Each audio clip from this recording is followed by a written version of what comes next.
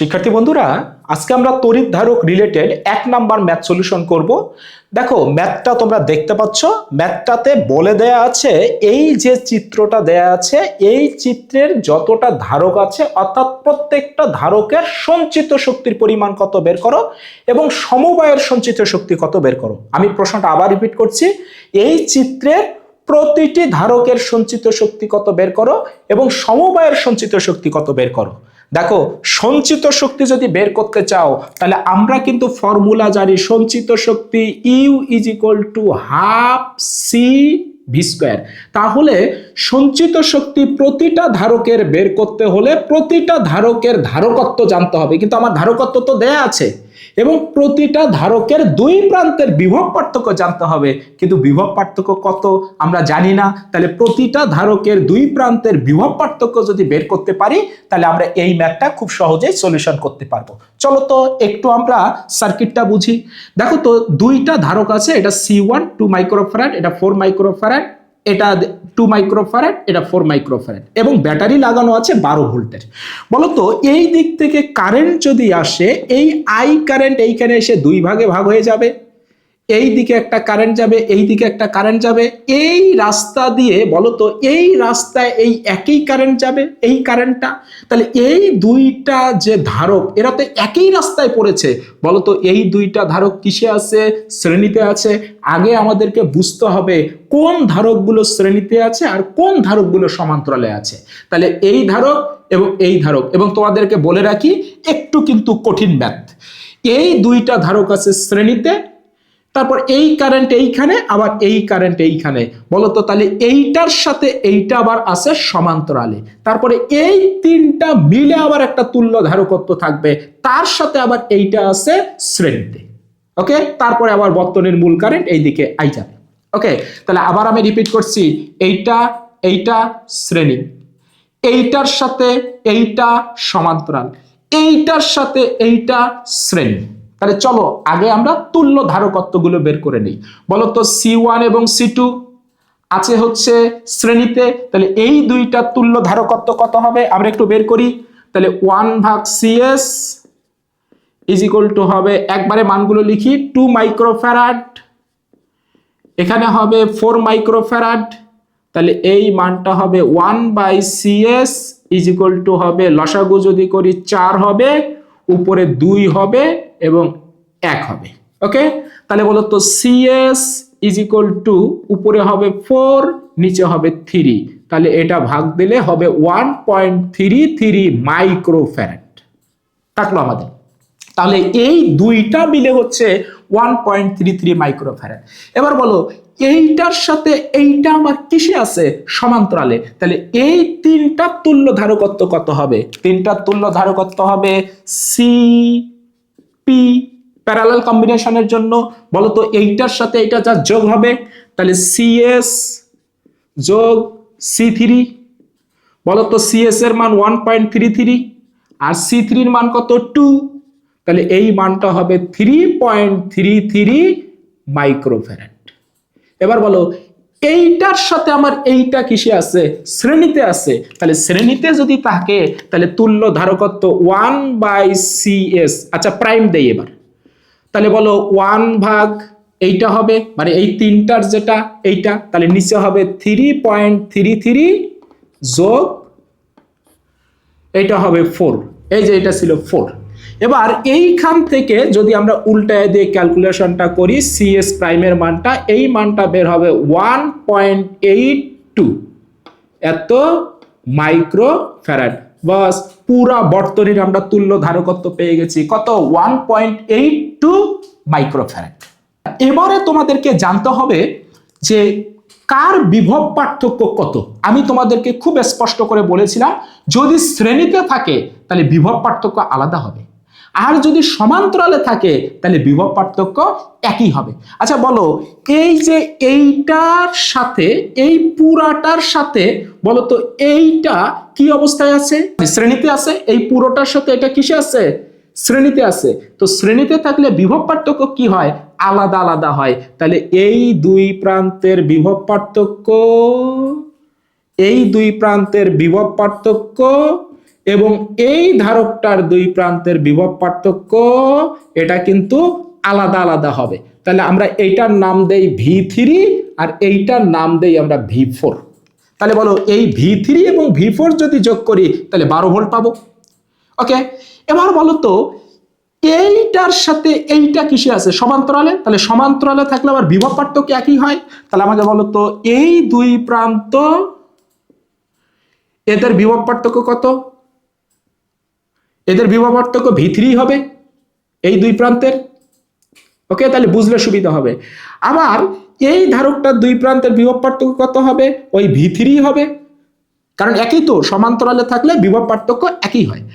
এখন বলো এই দুইটা তো আবার আছে হচ্ছে শ্রেণীতে, তাহলে এবার V3টা আবার দুই ভাগে ভাগ হবে। তার মানে এই ধারকের দুই প্রান্তের বিভব পার্থক্য আলাদা হবে, এই ধারকের দুই প্রান্তের বিভব পার্থক্য আলাদা হবে। এই ধারকের দুই প্রান্তের বিভব পার্থক্যের নাম দেই V1, এই ধারকের দুই প্রান্তের বিভব পার্থক্যের নাম দেই V2। আবার বলো তো এই V1 এবং V2 যোগ করলে আবার V3 পাবো। তাহলে আমরা বেসিক নিয়মেও করতে পারি, আমরা শর্টকাট নিয়মেও করতে পারি। আমি তোমাদেরকে বলেছিলাম যদি দুইটা ধারক শ্রেণীতে থাকে তাহলে তাদের দুই প্রান্তের বিভব পার্থক্য বের করার টেকনিক বলেছিলাম, সেই টেকনিকটা আমরা এখানে অ্যাপ্লাই করব। বলতো এইটার সাথে এইটা, এইটা মানে কিন্তু হচ্ছে আমার 3.33, এই যে এইটা, আর এই যে 4, তাহলে এই 4 মাইক্রোফ্যারাড এবং 3.33 মাইক্রোফ্যারাড কিসে আছে? শ্রেণীতে। তাহলে তাদের দুই প্রান্তের বিভব পার্থক্য আমি অনায়াসে বের করতে পারি। চলো তো V3 বের করি আর V4 বের করি। তাহলে V3 যদি আমরা বের করতে চাই, বলো তো V3টা কার অংশ পেয়েছে? V এর। তাহলে এখানে বসাবো আমরা V। তাহলে আমরা একটু একবারে লিখে ফেলি 12। ওকে, আর বলো তো যে দুটো ধারক শ্রেণীতে আছে তাদের যোগফল হবে নিচে।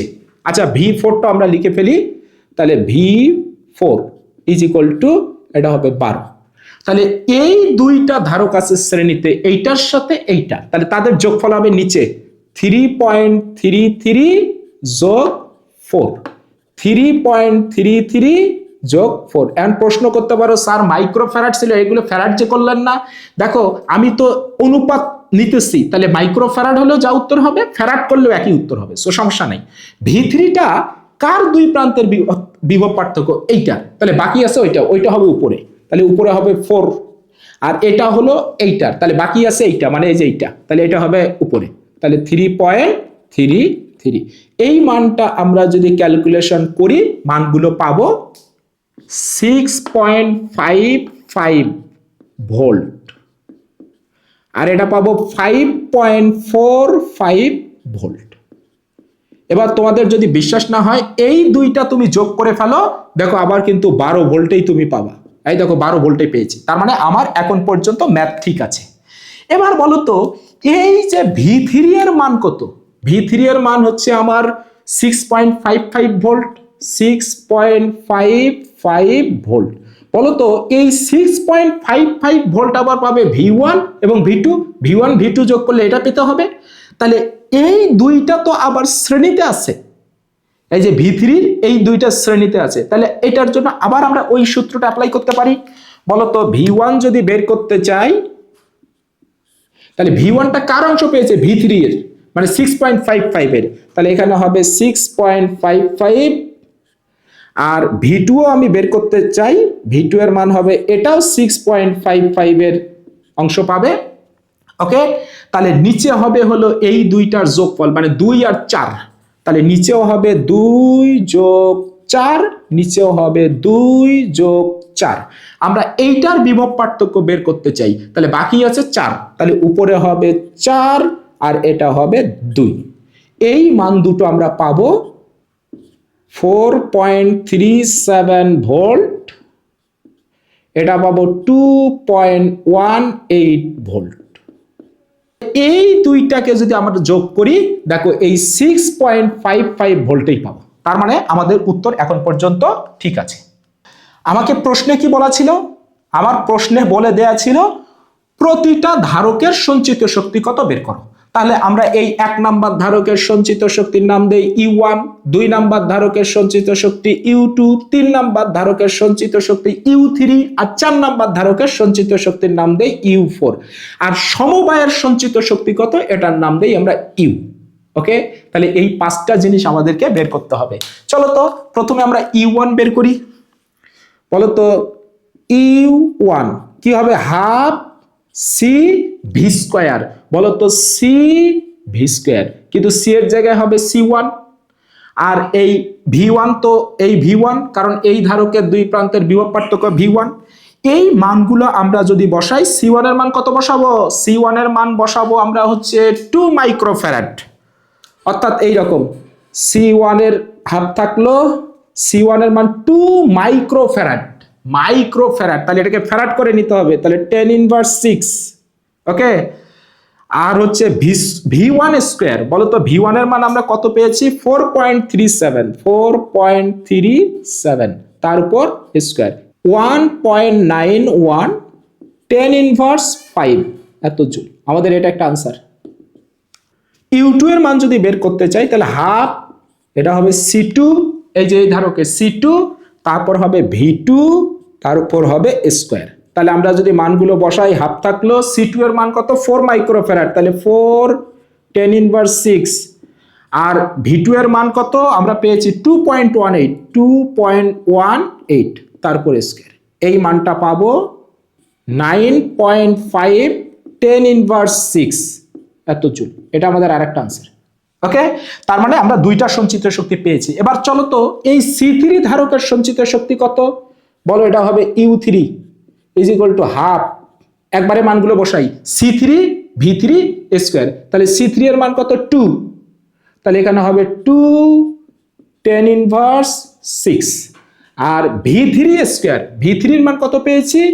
6.55 তার উপর স্কয়ার 4.3 10 ইনভার্স 5 জুল। এটা আমাদের আরেকটা আনসার। ওকে, আবার যদি আমরা U4 এর মান কত এটা বের করতে চাই, তাহলে U4 ইজ ইকুয়াল টু হবে হাফ C4 V4 স্কয়ার। তাহলে C4 এর মান হচ্ছে 4, তাহলে 4 গুণন 10 ইনভার্স 6। আর V4 এর মান আমরা পেয়েছি 5.45, তাহলে এখানে হবে 5.45 তারপর স্কয়ার 5.9 10 ইনভার্স 5 এত জুল। এটা আমাদের আরেকটা আনসার। এবার আমাদের আরেকটা প্রশ্ন কি ছিল, যে এই সমবায়ের সঞ্চিত শক্তি কত বের করো। বলো তো এই সমবায়ের তুল্য ধারকত্ব আমরা পেয়েছিলাম, এই যে CS, এই যে এই মানটা পেয়েছিলাম CS প্রাইম, এটা হলো 4টা মিলে তুল্য ধারকত্ব এত। তাহলে হবে হচ্ছে U is equal to half CS prime আর হবে V স্কয়ার। তাহলে বলো তো মানগুলো যদি আমরা বসাই, তাহলে হাফ থাকলো, CS প্রাইমের মান ছিল 1.82 কত হবে? 10 ইনভার্স 6 আর গুণন V এর মান কত? কত ভোল্ট? 12 ভোল্ট, তাহলে এখানে হবে 12 তার উপর স্কয়ার। মানটা পাবো 1.31 10 ইনভার্স 4 এত জুল। এবং এটা আমাদের আরেকটা আনসার। তার মানে টোটাল সমবায়ের সঞ্চিত শক্তি হবে এত। তাহলে 4টা ধারকের সঞ্চিত শক্তি পেয়েছি এবং আমরা সমবায়ের সঞ্চিত শক্তি পেয়েছি।